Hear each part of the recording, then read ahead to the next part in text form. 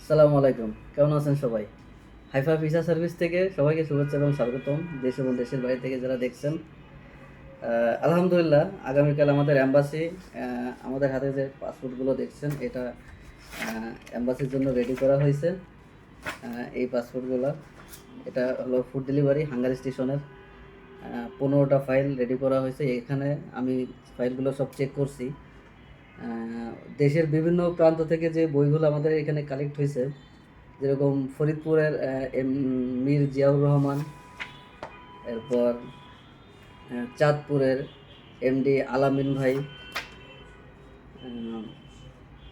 ঝিনাইদহের এমডি ইউনুস আলী, হ্যাঁ, শরীয়তপুরের কুদ্দুস ব্যাপারী, এরপর আপনারা দেখছেন এটা ঝিনাইদহের লিয়াজ হোসেন, ঠিক আছে। এটা রংপুরের আছে এমডি নাজমুল হক। এরকম আরও অনেক বই আছে আমাদের কাছে। ফুড ডেলিভারির যেটা হাঙ্গারি স্টেশনের কাজ, আমাদের ক্যাম্প হলো জেদ্দাতে আছে, মক্কা এবং মদিনা।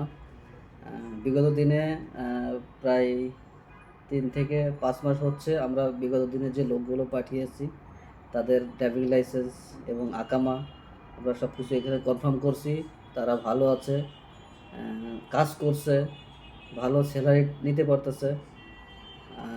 আপনারা যদি কেউ যেতে চান আমাদের অফিসে, সরাসরি অফিসে এসে যোগাযোগ করতে পারেন। অফিসের নাম্বার এখানে দেওয়া আছে, সরাসরি অফিসে আসতে পারেন। আমাদের অফিসের ঠিকানা ভিডিও ডিসক্রিপশনে দেওয়া আছে। ব্যাস, এটাই। ওকে, ভালো থাকবেন, আল্লাহ হাফেজ।